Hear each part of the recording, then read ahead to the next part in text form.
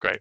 I think we're at 2 minutes past 11, so why don't we make a start? And I'm sure people will keep joining us. They won't miss any of the critical content. I'll just give us an introduction. So yeah, good morning everyone, and welcome to this webinar, which we're really excited about this morning, looking at the intersection between sport and climate change. So I'm Andrew Forsyth, so I lead the UK Climate Resilience team here at Zurich Resilient Solutions. I'm joined by my colleagues James and Dan, who will introduce themselves as we go forward. So as a bit of context setting for those who don't know who Zurich Resilient Solutions are, so we are the risk management advisory offshoot of the Zurich Insurance Group. So today we're not going to talk about insurance. So if that's why you're here, then apologies, but anecdotally, the last time I did a talk, someone did come up to me afterwards and say, really enjoyed your talk. Thanks so much. And it did remind me also I need to renew my car insurance. So at least if nothing else, a gentle reminder, if you've got home or car insurance, you need to renew. But we're not going to be focusing on that today. Hopefully you've joined because you've got an interest in either climate change or sport or both. And yeah, we'll go through the content. So as always, please do put questions in the chat as we go forward. We really are going to try and make time at the end for Q&A with myself, James, and Dan. If we don't get to all the questions, hopefully there's a flurry and there's too many to answer, then we'll make sure as part of the follow-ups to the webinar that we'll answer those or signpost you to relevant resources or relevant sites so we can make sure we cover all the questions. So I guess just to start off, again, with a couple more anecdotes and stories. So I'm sure we've all been impacted in some way or form by extreme weather and have maybe a sporting memory where that's been particularly pertinent. So I was chatting to my son this morning on the walk to school, and he was asking what I was doing today at work, and I told him about this webinar, which, you know, usually he's not that interested in what I am doing, but today he was quite interested. And he reminded me of a story when I took him to his first football match, and he was 4 years old. Took him to his first Hearts match. So we're based in Edinburgh. And during the match, he asked lots of questions like, who's that guy in the middle? Why does the goalkeeper have gloves? All the questions a 4-year-old asks at his first football match. But he turned to me midway through the first half and said, wouldn't it be great, Dad, if it rained on the players? How cool would that be? Because they'd all get wet and we wouldn't because we're under the stand. So, you know, it didn't actually. It was a nice summer afternoon. But another story from my interaction between climate and sport. I was recently visiting my brother down in Northampton, and he had taken us along to see Northampton Town play, and unbeknownst to me, he'd organised for us to go on the pitch at half-time and do the half-time challenge. So my understanding was we had to kick the ball from the penalty spot into the goal and then move further back. And, you know, I was quite excited. First time on a professional football pitch. But unfortunately, there was sideways rain and wind. It was bad enough for the players playing. So health and safety meant that it curtailed my my chance at being on the pitch at the hallowed turfs of Sixfields, Northampton. So there's some more trivial examples around my experiences around weather and sport.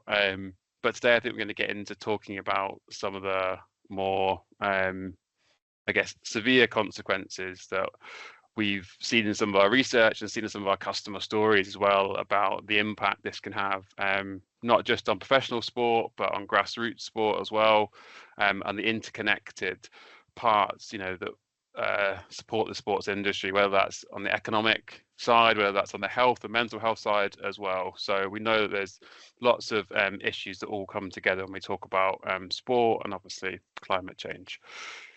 So Dan, if you want to go to the slide that I'll speak to. So this is roughly where we're going to get to today, moving through a bit of context setting, talking about some of our work and some of our research, as I said, then talking about how we are supporting customers in the sports industry and what we found and what we've seen, and hopefully there's some interesting synergies there where you come from in terms of your organization or your sporting interests, and a little bit then about how we help. So, the so what. So we know this is an issue, but what can we do to help? So go to the next slide, Dan. Perfect. So I'll hand over shortly to Dan to get kickstarted the agenda. But I guess this is just some context setting and something we often start with when we talk about climate resilience, climate adaptation. So this report is co-sponsored by Zurich and the World Economic Forum report around the risk landscape. So I always see this as a bit of a juxtaposition here in terms of extreme weather is a huge risk now and in the next 2 years. But if we look at the environmental risks that are evolving, then over the sort of medium-term horizon, in the next 10 years, for instance, 4 out of the 5 top risks are all around the environment. So we're in this position now, I feel, where we are seeing the effects of climate change hit us now, while we're still waiting for the mitigation actions to kick in and slow down that effect. So it's not a matter of if we're going to be affected. It's unfortunately more about when and whether we are going to be resilient to that.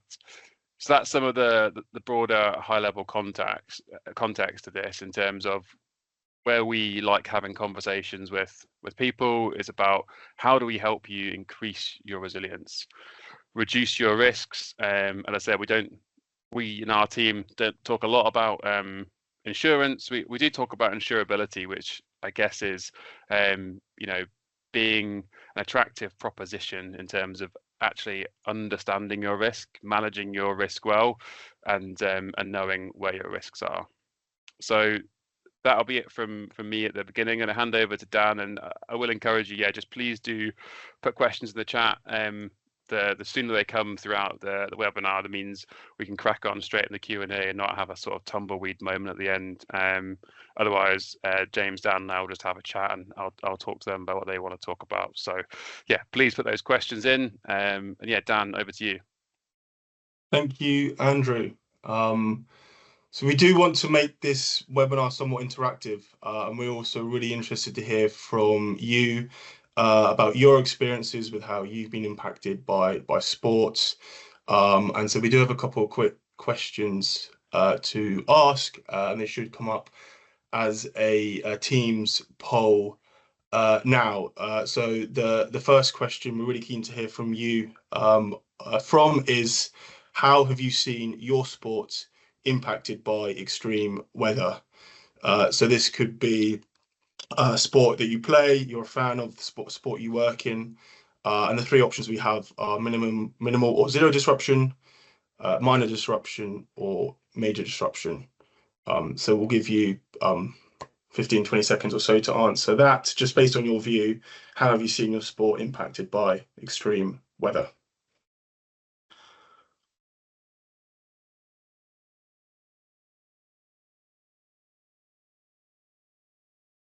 Can't see the number of people who have answered, but we'll give it another 10 seconds or so, and then we'll move on to the next question. Okay, I think the next question's up as well. So the next question is, which climate hazard do you think is the biggest threat to your sport? So we have flood, windstorm, extreme heat, wildfire, or no hazards threatened, or don't know. So again, if you can select that answer and then click submit, and we should be able to see those answers. But again, I'll give you 10-15 seconds or so to answer, and then we can move forward.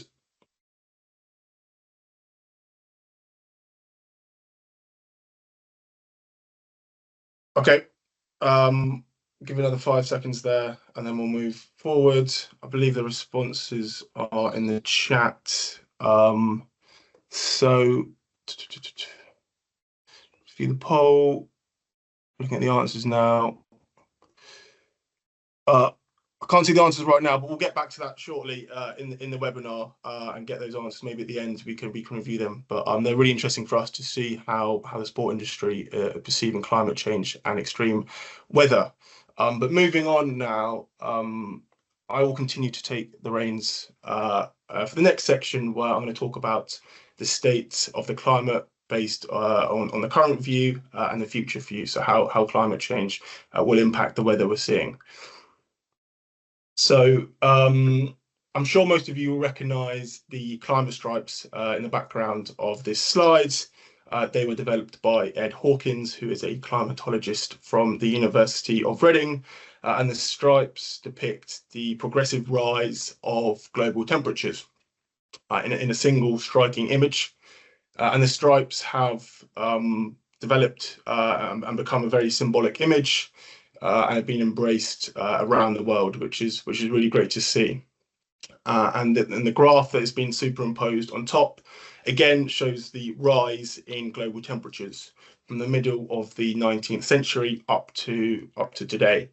And we know that 2024 was the warmest year on record. And we know that it was the first year that we breached that 1.5 degrees centigrade warming above pre-industrial levels. Now, that doesn't mean that we've breached the Paris Agreement's target of limiting warming by 1.5 degrees centigrade, but we are close to doing so. To breach it, it needs to be averaged out over 20 years. But yes, we are getting towards that, and it is causing an increasing trend in the frequency and severity of extreme weather events. Back to the climate stripes, there are many organisations around the world that are adopting and integrating these stripes into their kit or their branding. We've seen Reading FC integrate the stripes into their sleeve. We've seen Envision Racing from Formula E adopt the stripes and integrate them into their car. You can see at the front wing at the top of the end plate, you can see the stripes have been added there. The London Marathon last year put the stripes along the course on the barriers, which is really great to see. And I'm sure there's many more examples of sport organisations adopting these stripes. Now, moving on to the state of the UK climate. Now, the Met Office has a wealth of data on temperature trends, rainfall trends, climate extremes, climate change in general, and they release a state of the climate report every year. Now, the most recent report showed that 2023 was the second warmest year on record for the UK after 2022. And this can be seen in the series of graphics at the top of the slides, where we can see the average number of days per year in which the maximum temperature has exceeded 28 degrees centigrade, which refers to a hot day by the Met Office for various time periods. And we can see from these graphics that the number of hot days in the last decade has more than doubled compared to 1961 to 1990, which is the top left graphic. And in the last graphic, the top right graphic, which looks at just 2023, we can see that we're seeing much higher levels of warming still. Particularly in southeast England, in 2023, we saw up to 20 days above 28 degrees Celsius. At the bottom row graphics look at heavy rainfall, and we can see a significant increasing trend in daily rainfall extremes. So those counties in the darker blue, I've seen the greatest increase in heavy rainfall. So especially south coast of England, Midland or east coast, northwest coast of England, Northern Ireland. Basically, most of the UK has seen a fairly sizable increase in the daily rainfall total. So away from temperature and rainfall, we know that the 2023-2024 storm season saw 12 named storms, which is the most on record from when we started naming storms in 2015. And then tidal gauges around the UK last in 2023 recorded their highest or second highest levels on record, with rates of sea level rising on average of 4.6 millimeters per year. The Met Office state of the UK climate report for 2024 should be coming out in the middle of this year, but provisionally 2024 has been labelled as the fourth warmest year on record. So in summary, and the general trend is that the UK will see warmer, wetter winters, and then warmer, drier summers.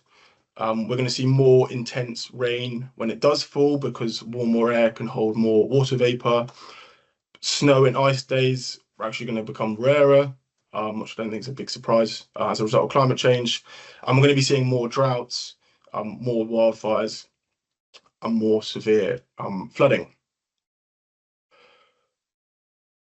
So the Environment Agency has a series of flood maps, and they've recently updated their flood maps at the start of this year as part of NAFRA, which is the National Flood Risk Assessment Data. So they've updated their current risk view maps for surface water flooding and rivers and sea flooding, but they've also released this year maps and data on the future risk of flooding as a result of climate change in 2050. And they didn't have those before. So it's really welcome to see that the Environment Agency investing in producing those future climate change maps. And the new data shows that 6.3 million properties are at risk from flooding, either surface water flooding or rivers and sea flooding. And that number rises to 8 million by 2050 as a result of climate change. We pulled in some of the maps surrounding Twickenham Stadium. And so on the left, we've got the map for future surface water flooding. And on the right, we've got the map for the future river flooding. So on the left map, we can see around Twickenham Stadium, there's a high chance of surface water flooding in the future between 2049 and 2060, especially just south, just to the south side of the stadium. And in some of the surrounding streets as well, there's medium and high risk surface water flooding areas there. And then from the river flooding perspective, quite a large area to the southeast of the stadium are in either medium or high chance of river flooding. And then there's the River Crane to the east, where you can see there's that higher area of fluvial river flooding. So we'd encourage everyone to make use of these publicly available maps that the EA have developed to check any locations that are important to you or your organisation to understand better the current and future flood hazard exposure of those locations. There's a link to the maps in the slide, and these will be distributed afterwards. But they're also very easy to find just by searching online. So I'm now going to be talking about how these changing weather patterns are impacting sport. And something that I really want to put out is how we've seen more and more news articles and headlines being put out about postponements, cancellations, stadium damage. And I wanted to talk about a few of the ones that we've seen in recent years. So looking at football, we saw last year that the Merseyside derby was cancelled because of Storm Dara. We saw that in further afield in Europe, some of the games in the Valencia region, so Valencia FC and Levante, they had games postponed and cancelled last year because of the devastating floods that the Valencia region saw. Think about motorsport, the Emilia-Romagna Grand Prix in Formula One, that was fully cancelled because of unprecedented rainfall in that region of Italy in 2023. We saw more recently the Jerez circuit in southern Spain. That saw significant flood damage earlier this year, and there was postponements to the MotoGP event there. The Isle of Man TT last year saw significant damage from winds, and there were disruptions to that event as well. And then last year, the Gatcombe horse trials They were deemed unviable to run due to adverse weather from the economic costs around the adverse weather that that event has seen in recent years. And that event has essentially been cancelled for good, which is a real shame. Now, the UN Sports for Climate Action framework, many sport organisations have pledged their commitment to sustainability and to climate action by signing up as signatories to this framework. And the framework itself actually lists 10 impacts that we're going to be we're currently seeing and we will continue to see as a result of climate change on sport. And I've listed the 10 in the slides here. I'm not going to go through all of them, but just to pull out a few that are maybe less considered. So starting with the increased injuries to players from heat exhaustion and impact injuries from harder playing surfaces. So we know with increased temperatures and severe temperatures and extended periods of drought, we are seeing hardening playing surfaces and drying out of pitches, and that is increasing the risk to athletes, footballers, rugby players, or of muscle injuries, joint issues, fractures, and then another impact, more potentially harmful, algae blooms, limiting direct contact outdoor water sports. Rising water temperatures does increase the risk of algae forming, which is a health risk to swimmers or anyone who has contact with the water. We saw that in the Paris Olympics last year with the triathlon event, the swimming component. There were disruptions and concerns with that going ahead due to the water quality and the water temperature. And one of the risks was algae from that. So whilst all these impacts on the slides do relate to physical things, they all carry potentially significant financial repercussions, and that really reiterates the fact that climate risks are also a financial risk for organisations. So last year, ZRS, Zurich Resilient Solutions, our climate team, ran a study on the impact of climate change on men's football in England and Wales. And we took the top 92 clubs from the top 4 leagues of English and Welsh football, from the Premier League down to League Two, and we modelled climate data against those club stadiums, focusing in on the 2050 time horizon. And we, as part of that study, we created a ranking table to identify those clubs most exposed to climate change. And Grimsby Town and Lincoln City came out as the 2 clubs at the top, with exposures to flooding and to extreme precipitation or heavy rain. A couple of other things that we pulled out from that study. We found that 4 in 10 professional football stadiums in England are projected to be at high or very high hazard exposure to at least 2 climate hazards. This could be from drought, extreme precipitation, flooding, extreme heat, or windstorms. We also found that more than a quarter of championship stadiums, this is from last season, are highly or very highly exposed to flooding, which is quite alarming. If you want to read more about that study, I've left a link in the slides, which should be available to you, or you can search ZRS football climate change and you'll be able to find that study quite easily. But I also wanted to highlight that we are running a similar study for the women's side of the game. We're doing that with Green Football Weekend, so that should be coming out in the next couple of weeks, so do look out for that. So as part of this webinar, we were really keen to have a current professional athlete give a first-hand account of how they've experienced extreme weather and how climate change has impacted their sport and their career. So fortunately, we've had David Wheeler has agreed to participate in the webinar. He is a professional footballer for Shrewsbury Town. He's also the first sustainability ambassador for the PFA, and a sustainability ambassador for Pledge Ball and Football for Future. Unfortunately, he recently signed for Shrewsbury Town from my hometown club, Wycombe Wanderers, and their Monday morning is one of their key training times, so he's not been able to join us live.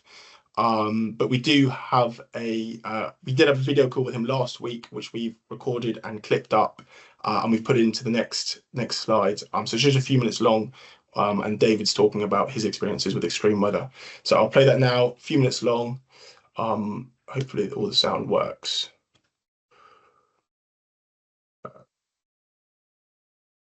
I think only the first part of the video has been able to buffer to load in to the slides, but we'll make sure for the recording which gets put online that the whole video gets included in that, or we'll create a separate link for that so you'll be able to access it. But he goes on to talk about injuries that him and fellow teammates have had due to hardening pitches, and it's quite an interesting watch. So we'll make sure that that's included for the recording, or as I said, we'll give a link to that. But I will now pass on to my colleague James to talk more about some case studies and also some adaptation solutions. Brilliant. Thanks, Dan. Yeah, morning, everyone. Nice to meet you. My name is James Harvey. I'm a climate resilience specialist at Zurich Resilient Solutions, so the same as Dan. But what I do that's slightly different is that in my day job, I essentially get out to sites to go and inspect or investigate the physical impact of climate change on sites and locations.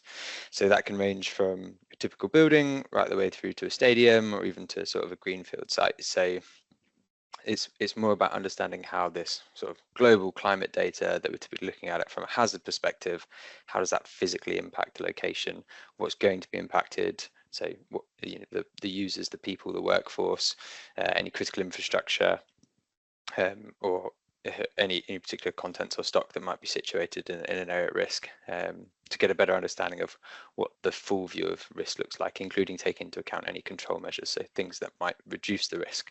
Because when we're looking at hazard data, especially at sort of quite a high level, it doesn't always take into account things that might mitigate that. So I'm going to talk a little bit about the physical impact that we're seeing in sports. So Dan, if you could go to the next slide, please, that'd be great. And talking about this, unfortunately, as a cricket fan, I couldn't not bring up Worcester Cricket Club. It's a club that often comes into the news whenever there's heavy rainfall, and it's mainly due to its location. So Worcester Cricket Club is situated on the banks of the River Severn. You'll notice that the area is pretty urbanised, with limited open green space except for the area in which the cricket ground is situated. So that's the sort of image on the left. And the image on the right is, as Dan was talking about earlier, from the Environment Agency data. It shows the risk or the chance of flooding from rivers and seas. In this case, it's a river. You can see that it's situated within the flood extent of the River Severn with a high chance. So they put this down as more than a 3.3% chance within a singular year. That's because we've moved away from the old terminology, which is a 1 in X number of years. But for those of you that might be more familiar with it, this is associated with a 1 in 30 year. Obviously, it doesn't mean it's only going to happen once every 30 years, but just for context. So we're situated in quite a high flood risk area. Every time it rains and the River Severn overtops its banks, the ground floods. And the CEO of Worcester Cricket Club, Ashley Giles, was on the BBC Test Match Special podcast, and was essentially explaining that since 1899 there have been 30 occasions where the ground has flooded, but 19 of those have occurred in the past 24 years, sort of showing that with this change in climate we're starting to see an increase in the frequency and certainly the magnitude of flood events, and they have absolutely said that this is down to climate change in their view. And these flood events aren't just, causing minor disruption, they're having severe impact on the cricket games, the operations of the business and the overall revenue, and they absolutely pose a serious threat to the future of the club, to the point that last year they announced that they were looking into potential options for redevelopment and flood mitigation, provided it's economically viable, and they're even not ruling out the option of sort of relocating.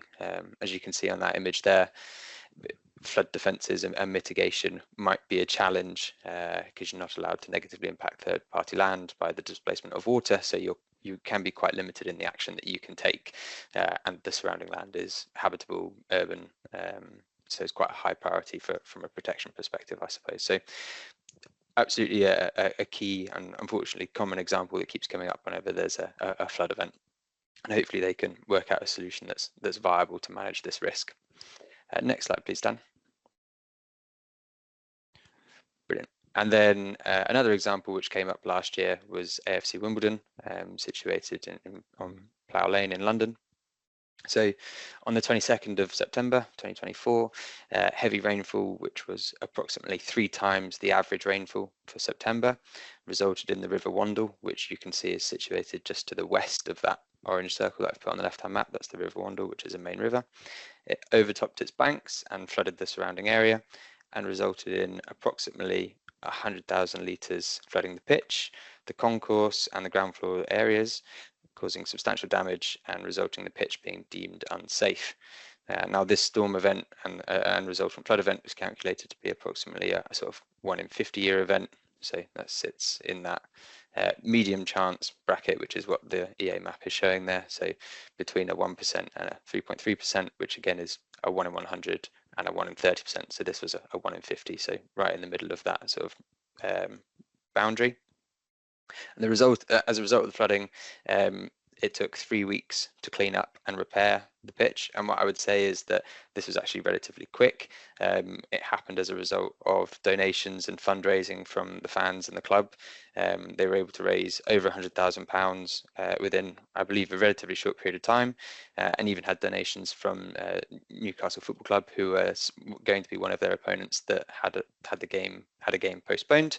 As a result of the money, they were able to undertake the sort of repair work and reinstatement, and were up and running after the 3 weeks. But you'll see the map on the right is a historical map. I think everyone says that the historic is not the best information to project into the future, and I agree with that, but it can give useful helps and hints. So I've pulled up the map from approximately 1888 to show what the area used to be, and you can see where the red circle is with the hash lines is where the stadium is approximately, and surrounding it is a number of watercourses. To the west we have the River Wandle, which is still there and present today in an open channel, but to the south there's watercress beds, and there's also a small ordinary watercourse and a number of other sort of small drains to the north which flow all the way around sort of south to north along the eastern boundary. Now, those watercourses, to my knowledge, aren't open channel and present today. They likely form part of the drainage system, and looking at the maps, probably used to connect up to the River Wandle. Whether they still do or don't, I don't know.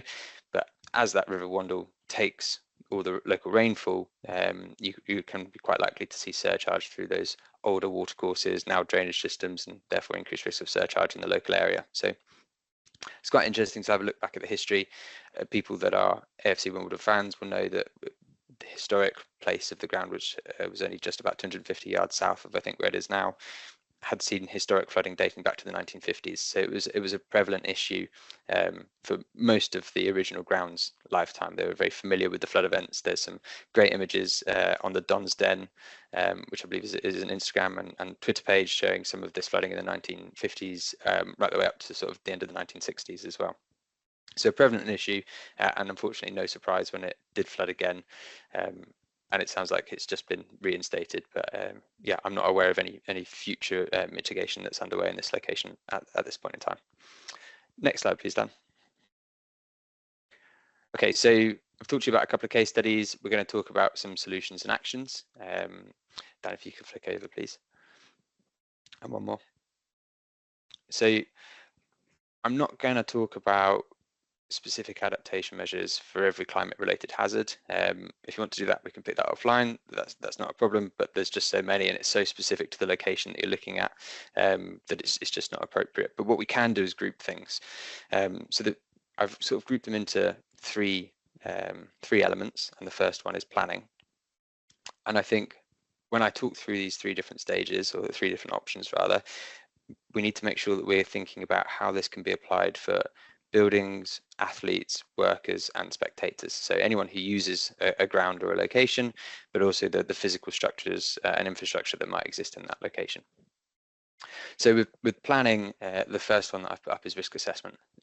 As I alluded to earlier, and I'm not going to talk about specific climate adaptations, you need to have an understanding of what your risks are and what your hazards are so that you can then manage them appropriately. And I think at the moment, it's something that's maybe done for flood risk, mainly in the UK. That's a really common hazard, and even the planning system requires us to look at flood risk. But other climate-related hazards such as heat, drought, and wind, even wildfire, are not things that are commonly picked up. So, do we have a risk assessment that allows us to really understand what our risks are and what actions we need to take? And it may even just be a validation exercise to prove that actually you're not exposed to wildfire or windstorm, for example, and therefore no action is needed in that space. So risk assessment is the first step. I also think it's important to talk about climate mitigation and sustainability, particularly with the sports organisations that we've spoken to. There are some sustainability roles starting to be created. I appreciate that's still quite new, but the focus of those sustainability roles from the conversations I've had is more core mitigation. So how do we reduce our impact on the environment? Things such as like electrification and renewable energies, installing solar panels. Those are all great things, but we need to make sure that climate adaptation and managing the physical impact of climate change is done alongside that and in accordance with it.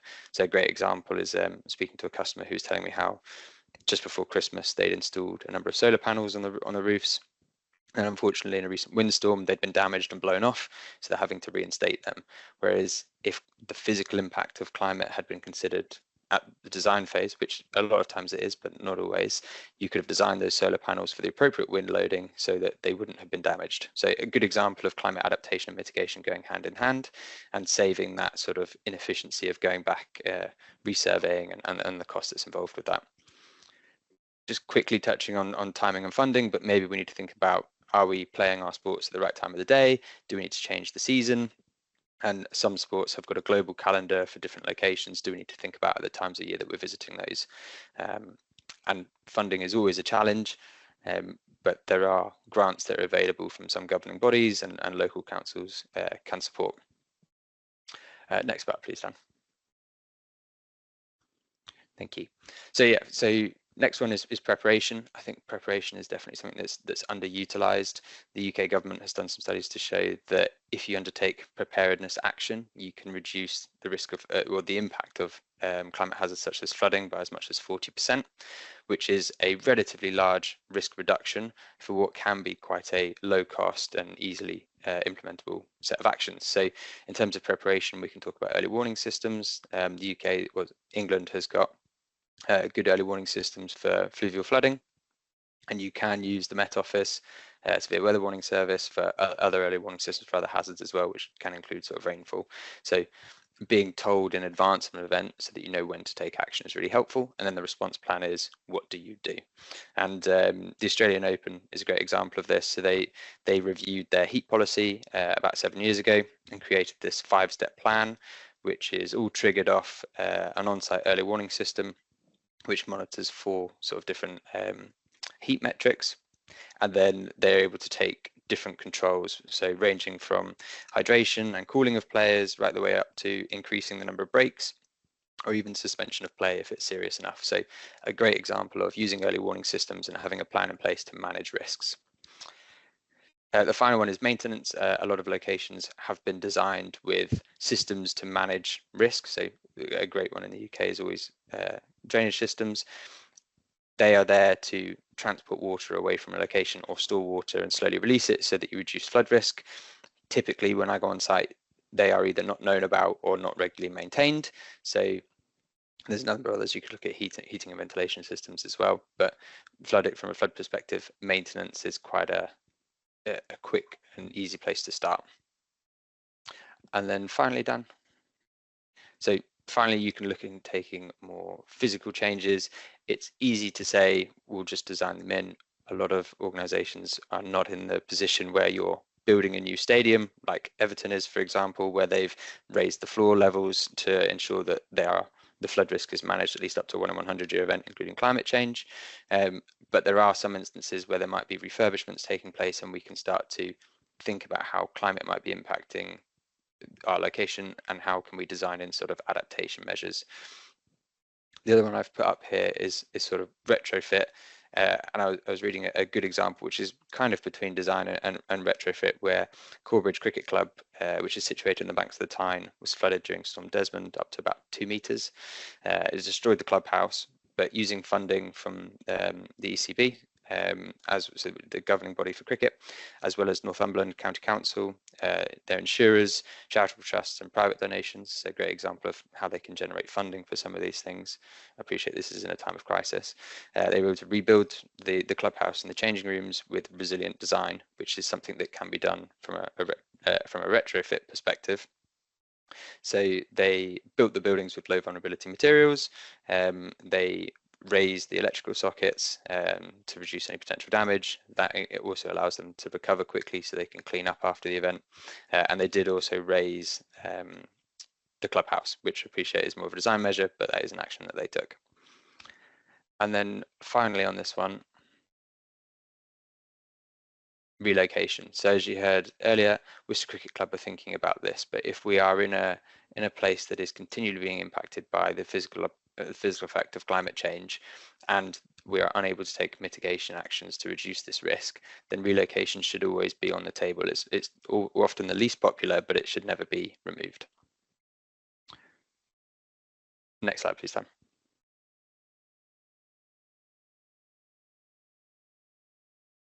Brilliant. Thank you. Thanks, James. So we've got the final poll question up now, and it is: do you think your club or sport is doing enough to manage climate hazards? James has spoken to a few of the measures and solutions that clubs can start thinking about implementing. And so, yeah, keen to hear from you on whether you think your club or sport is doing enough.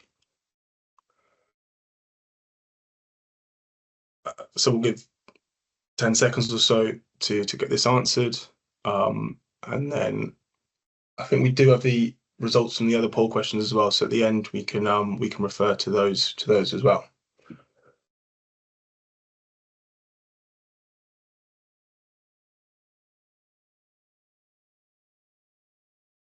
Okay, I think that's probably enough time. So let's move on to the next slide. And that essentially is the end of our webinar. We would love to take some questions from you. So please think about them and ask them in the chats. I do have the results from the poll questions, so I will briefly mention those now. So from the first question where we asked, how have you seen your sports impacted by extreme weather? We had 3 options: minimal or zero disruption, minor disruption, and then major disruption. So 19% of you selected minimal or zero disruption, 34% selected minor disruption, and then 47% selected major disruption. So the majority selecting major disruption. Around 80% in total is either minor or major disruption. That is what we expected. And of course, as we go further into the future, we will expect to see the shift more towards major disruption. And then the second question was on which climate hazard do you think is the biggest threat to your sport? So the options were flood, windstorm, extreme heat, wildfire, no hazards threatened, and then don't know. And so the vast majority of you voted for flood. So that was 67%. So flood is the climate hazard that has the biggest threat to your sport, followed by a windstorm, which was 19%, and then extreme heat, which was 7%. And then 3% said no hazards threatened, and 4% said don't know. So yeah, the vast majority with flood, that's what we expect in the UK. But if we were to ask potentially in a different region, then there might be other answers would come up higher, such as extreme heat. And then finally, on that final question, do you think your club or sport is doing enough to manage climate hazards? 46% of you said no, and 14% said yes, and then 39% said unsure. So most people saying no or unsure. And I think that is something that we've seen, that often clubs are doing things to build resilience, but they not necessarily communicating it. That's, yeah, as I said, definitely something that we've heard speaking to some of the sport organisations that we've discussed with our events or sort of discussions. So yeah. Great. Thanks, Dan. And yeah, thanks so much, everyone, for putting some questions in. So some really good ones. I think I'll group a couple together initially, which I think link together, and that it touches on something I introduced briefly, at the start of the webinar, which is sort of who we are and what we do. So to summarize a couple of the questions, which were, if people were to work with us to do some risk assessment work, how could that impact their insurance? And linked to that, how often do you run risk assessments regarding climate change and sport? And do you directly collaborate with risk engineering teams? And for those of you who are not in the insurance world, risk engineering is what our part of the business was traditionally called, where we'd support the underwriting insurance business on doing risk assessments to help them price insurance. So, James, did you want to take that on the sort of second part, maybe, how we've done this with, or how we see sports clubs and sports stadiums and training grounds as sort of a key area to support, and I guess to answer that perennial question of will it give me a discount on my insurance? Yeah, I'll give it my best. So I think in the sports space, there's a lot of stakeholder engagement that's being done at the beginning. So it's trying to make sure that we can embed physical climate adaptation into this climate mitigation space. As I said, a lot of the organisations are doing very cool mitigation work from a sustainability perspective, and trying to bring adaptation onto that agenda is where we're seeing more traction. To do that is this stakeholder engagement piece. So we're able to get out on site. We do this quite frequently.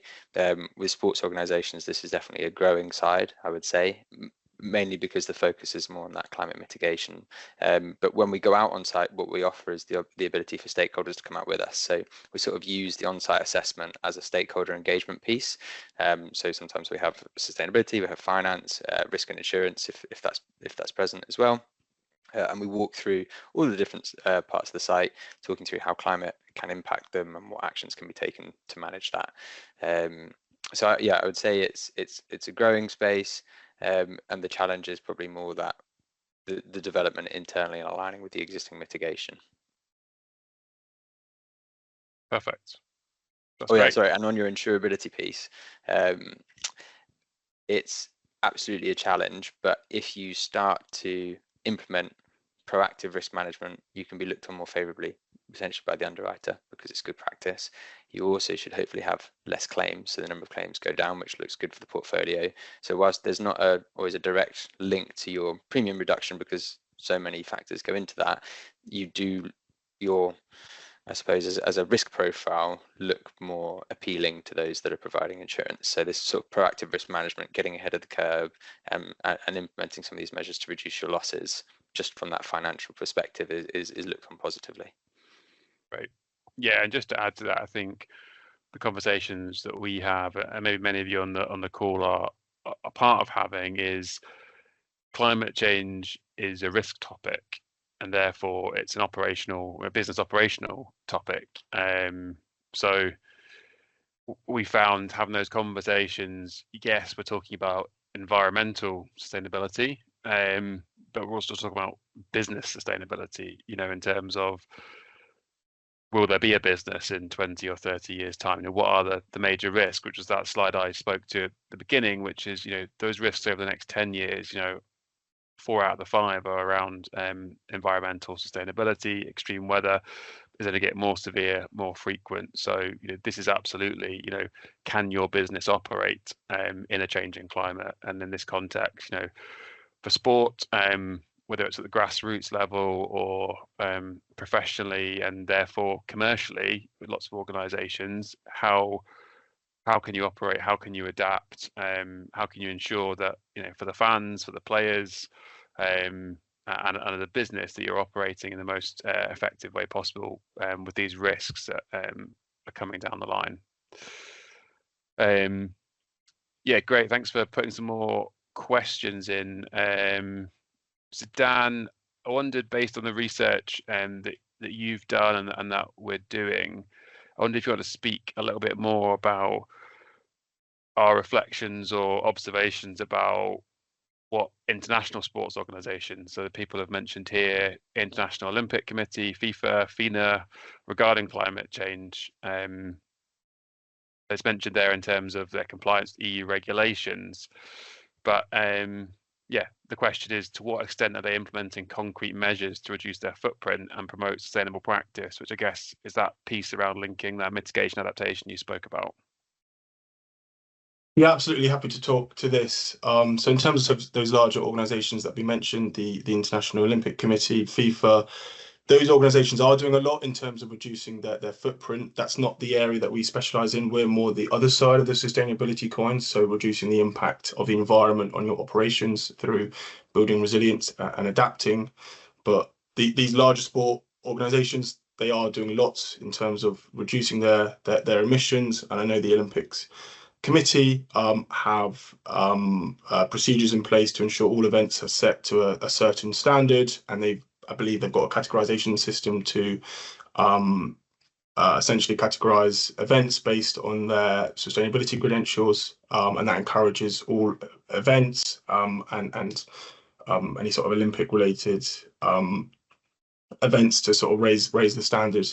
FIFA as well, from a climate resilience perspective, they are doing work in maybe some of the less developed areas of the world to encourage sport participation and develop infrastructure, football infrastructure, to ensure everyone has access to playing football.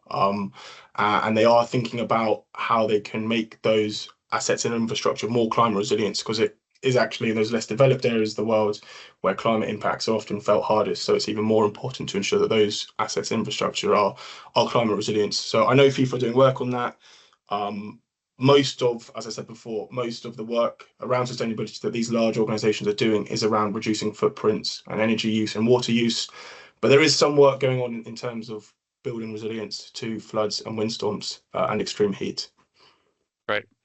Exactly, and it's those same challenges, in terms of mitigation and emission reduction. In terms of, it's a lot easier when you're starting from scratch again, right? When it's a new design, you're able to think about all these things. I think mitigation, adaptation around climate, retrofitting, is certainly challenging. And as James gave a very good example in terms of, our sort of part of the conversation is really to encourage that adaptation and resilience piece of the puzzle to be considered when we're thinking about mitigation actions and how you can move forward and have no regrets options and not have to spend twice on some of this. So I think noting time, Dan, it'd be great if we could try again with a video and tee that up in a second. Well, I'll ask James one question and give him 30 seconds to rattle off an answer, and then maybe we can try and tee up the video just to finish, to give David Wheeler his time, if that's okay. So the question here, James, for you really, I guess, on the sort of stadium and site. So Andrew's asked a question around flooding at sports venues.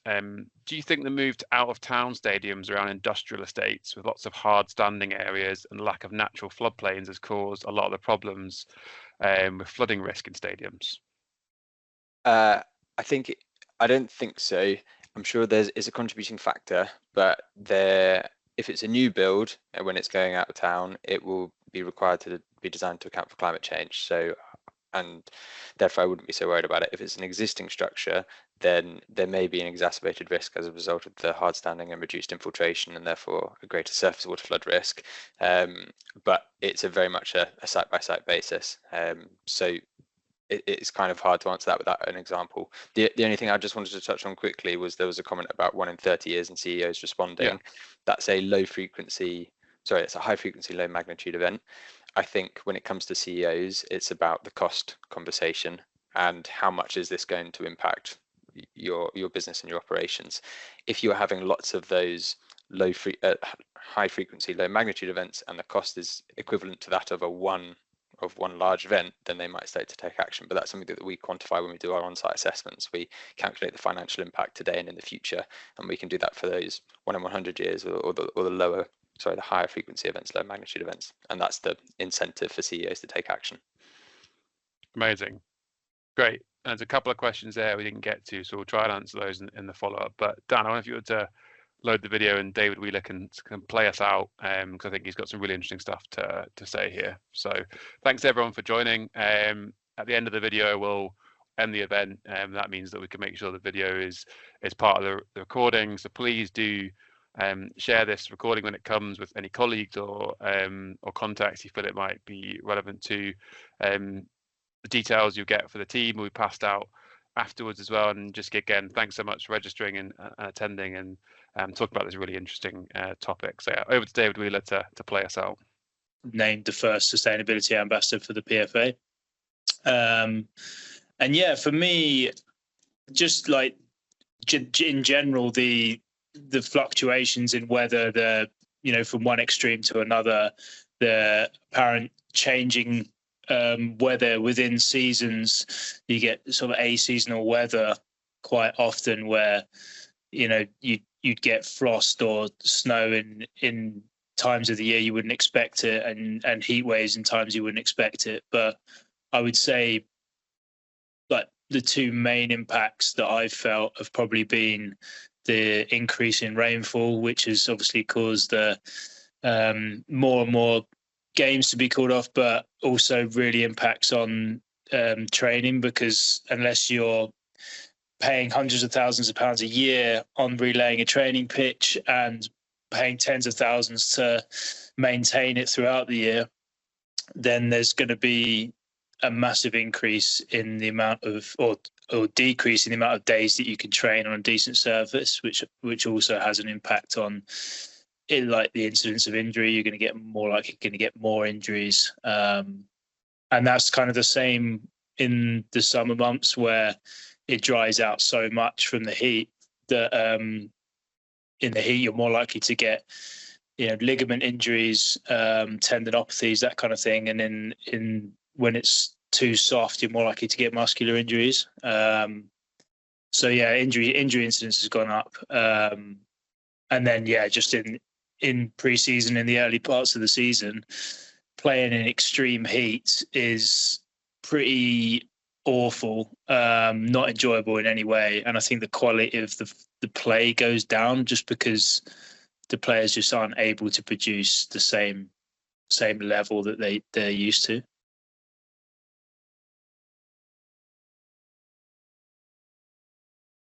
Yeah, I think, in terms of the injuries with the drying out of the pitches in pre-season and the early part of the season, like tendonitis and that kind of thing, I've definitely seen, or I've definitely noticed an increase, anecdotally in my time of playing, and that would probably be up there with one of the things I've noticed the most. I think as well, like the inconsistency with training. If you're not training at a consistent rate and a consistent level, then you are just at a higher risk of injury generally.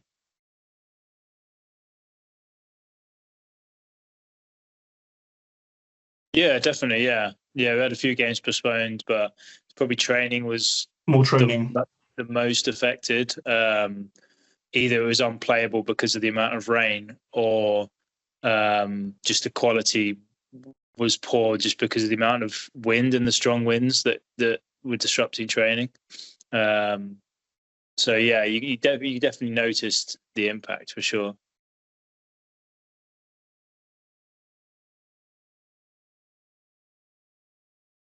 Say sustainability in a low-key way is becoming much more prevalent within clubs. Most clubs are starting to try and do the right thing behind the scene. But in terms of mitigation from actual natural disasters, or flooding, or damage from wind or whatever, I think it's very minimal, and it's usually retrospective. It's usually quite reactive rather than proactive, and I think a lot of clubs tend to be quite reliant on their local council and local government stepping in and putting in flood defences or something like that.